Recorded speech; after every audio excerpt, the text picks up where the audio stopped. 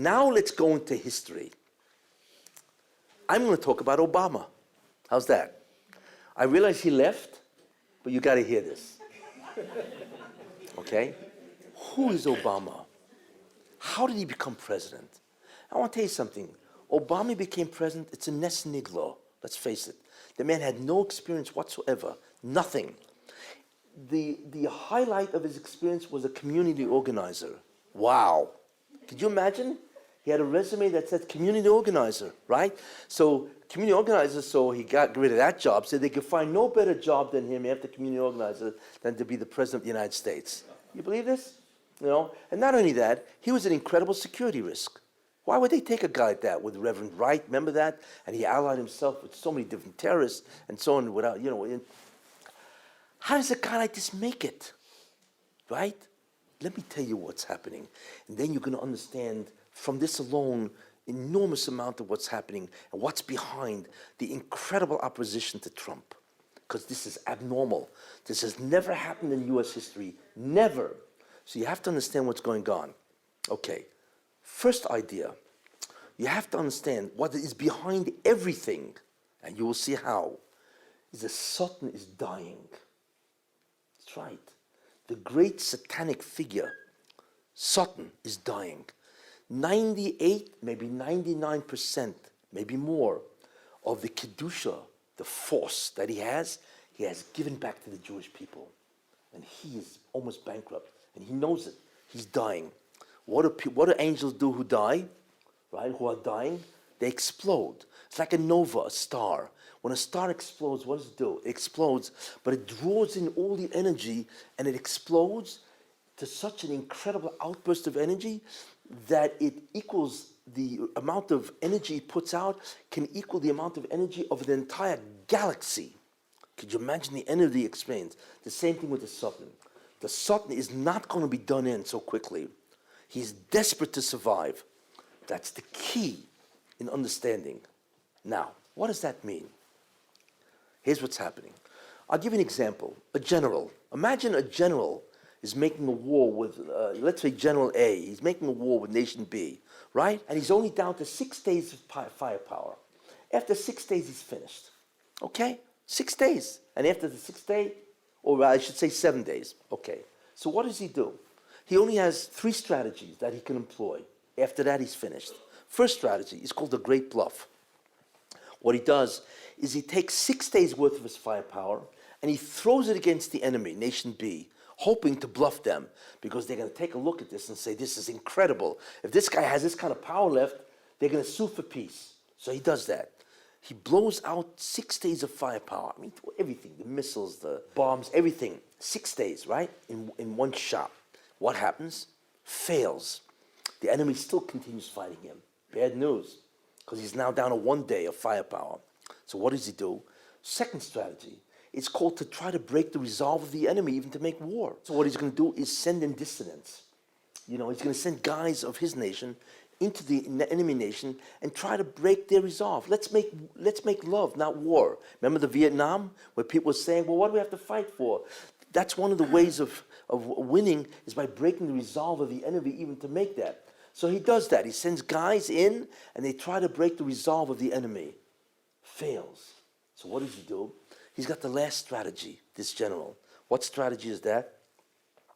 He has to call an ally that has more troops, more armaments, firepower, and he does that. Fine. Now this is a marshal. Let's take a look at the Satan. The Satan does the exact same thing. And now you begin to understand historical events from a whole different perspective. Now forget about Israeli papers, New York Times. You begin to understand what is happening because it's, in many ways, it's Shemayim, it's heavenly. The wars are happening in heaven. The whole concept, the shift of power is all there, and then it manifests itself here. So what is he doing? Well, the first Satan is dying. He's got 6 days worth of firepower left, which means he has 98%. He's got 2% of energy left. That's it. So what does he do? He throws it out, the Great Bluff. You see, trying to frighten the nation. What historical event corresponds to the Great Bluff? And the answer is the Holocaust. What does that mean? The Holocaust has many reasons, but I'm going to mention one which is very important. What the Sultan did is he gathered all the nations of the world, America, England, Germany, the whole Eastern Europe, France, all of them to destroy the Jews. Right? That's what he did. That's his firepower.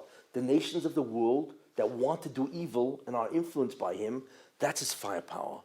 See, what do you want to do? To kill the Jews. But wait a minute. He doesn't get anything by killing a Jew. The only way the Sultan is yonik, which means nourishes from Kedusha, energy, is if the Jew sins. If a Jew dies, he doesn't get anything. So then why would the Holocaust be some type of a solution? And the answer is because it's not the death of the Jew he wanted, really. What he wanted is that if 6 million Jews die, which they did, then the Jews would give up God. That's why. He wanted to break and destroy the emunah of Klal Yisrael. Because the Jews would say, where is God? How can he do this to us? Right? Then let's chuck religion and forget about it. And then the Jews would sin, and then what could he do? Eat from their sins. That's that's one of the important ideas, is that the Sultan tried to bring it about to destroy the faith of the Jew, the emun of Klal Yisrael. Very important idea. You see, that's the great bluff. And which is interesting, because he look what he did. He got the whole world against the Jew. That's what he did. Every nation was involved at some level in either killing Jews or aiding and abetting. For instance, England. Do you know England is responsible for all of this? It's responsible for the Arab problem. Because what they did, they issued the white paper. They stopped the Jews from coming in, I think in 1938, and they allowed the Arabs to come in because the Arabs were starving in their countries. That's why most Arabs really come from Syria, and so on. But in any case, that's what he tried to do, but he failed. The Sultan failed. Why? Because the Jews after the Holocaust are slowly coming back, regaining religion, more tradition, and so on. So what the second thing the Sultan do? The Sultan did what's called, after the Great Bluff, is to send dissidents, people into the other camp, the enemy, to try to break their resolve.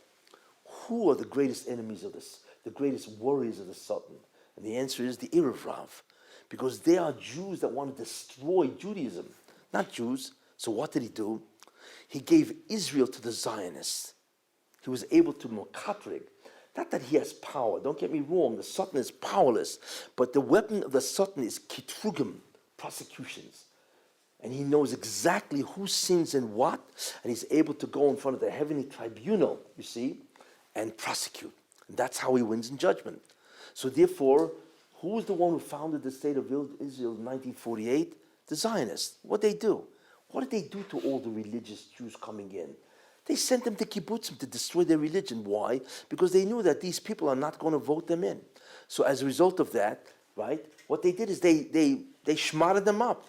They made them irreligious. I mean, we're talking about the Yemenite kids. I mean, it's like, you ever go to Tel Aviv these days? You see what's doing there? It's like, what? This is Israel? It's like, what is this? This is the result of the enormous campaign that the early settlers of Israel decided to do to destroy religion, the religion of the Jews, the Torah.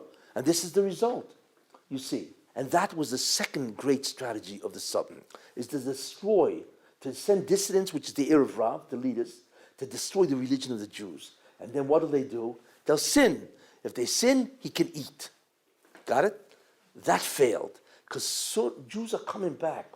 So therefore, the Sultan has to enter the last strategy. Only one strategy left. What is that? I need to contact an ally to do what? To get what? To get more armaments, right? More soldiers and so on. Hey, but wait a minute. There is nobody. There is no ally to the Sultan. The only one who could bring down the divine energy into this world is the Jews, right? Or the Sultan that takes from the Jews. There is nobody else. But there is. There's only one other nation that can access divine energy. Interesting. There's only one nation that can do it. Who is that? The Arabs. Why? Because Avram Avinu said to Avram Avinu said when he was praying that he should have a child, Yitzhak, and so on, right? So he figured, I have Yishmael, right? So he prayed to God, Lu Yishmor Yichye Lefanecha. Alavai Yishmor should live before you. So the Maharami Prague says an incredible thing. What he said was, let Yishmor live before you and not derive his energy from the Sultan, which means he can access Kedusha straight from you, as long as he does what he has to do, which is the milah, circumcision, and so on. And therefore, Arabs, Muslims, which is amazing, Yishmael, which are fundamentally Arabs, can take from the divine energy from God besides the Jews. So here's what happens.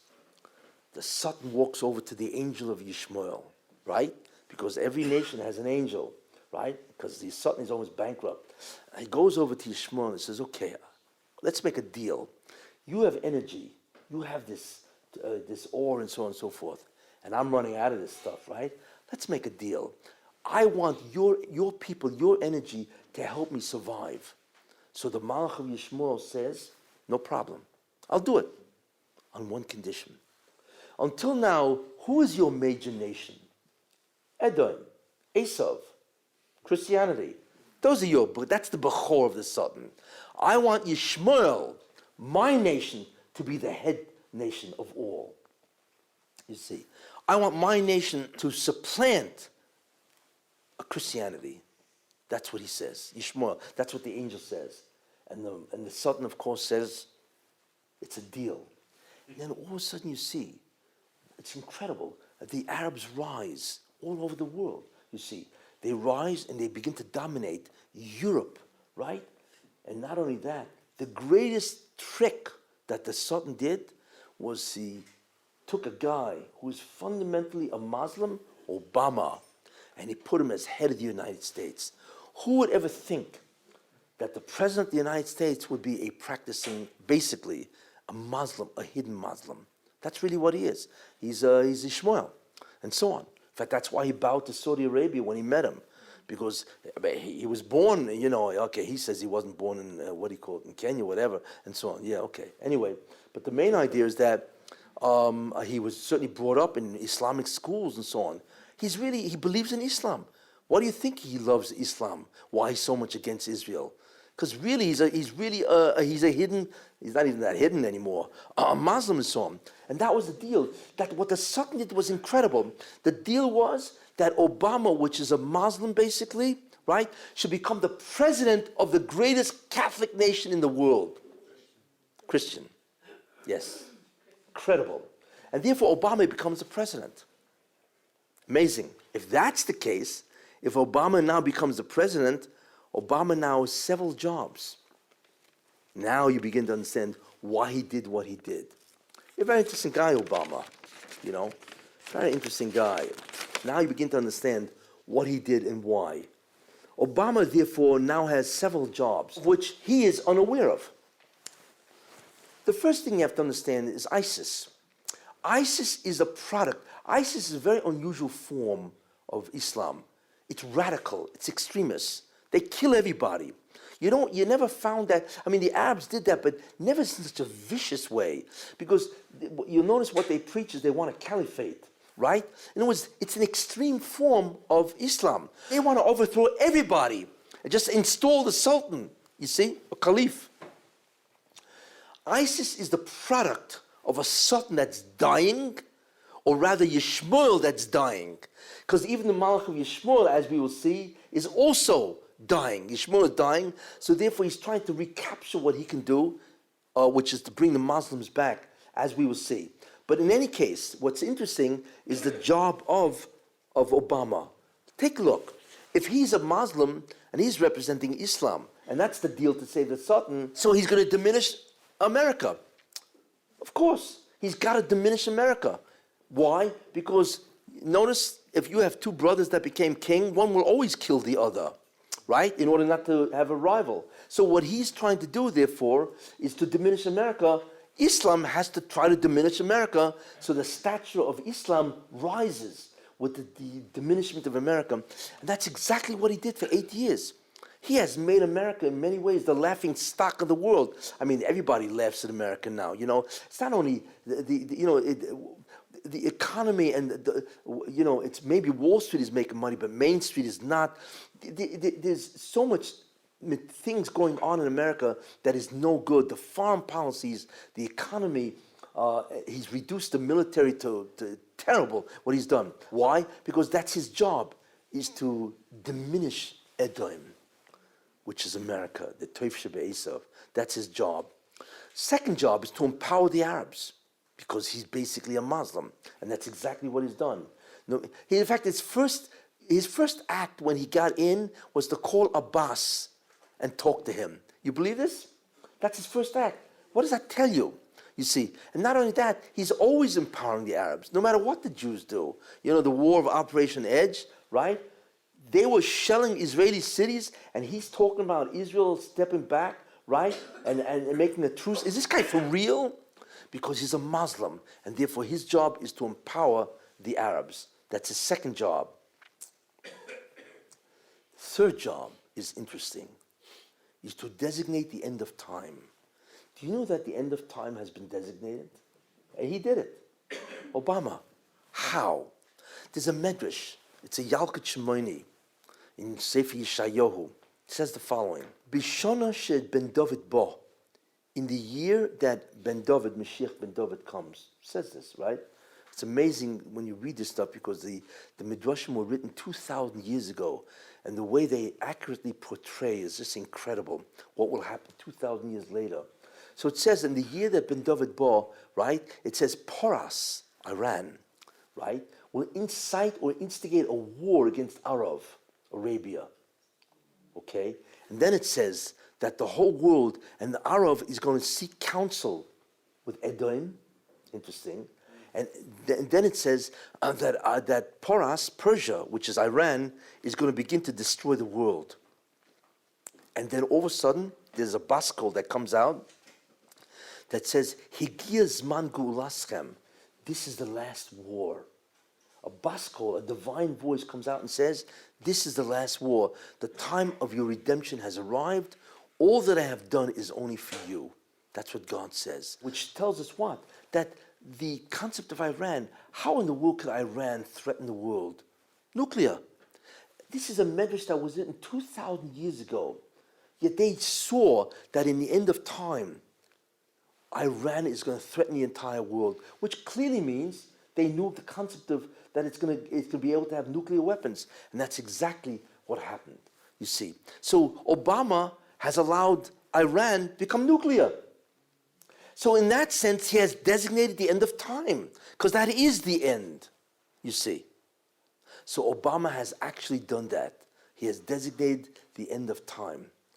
So that's another thing that Obama has done. I mean, this guy's just incredible, you know, in terms of what he does for the Mashiach. I mean, the end of Mashiach is going to give me Yasher Koyach. You know, I mean, I could not have come without you. That's what he's going to tell. He's going to tell Obama, you know. Now, you think that's good? You should see something else Obama did.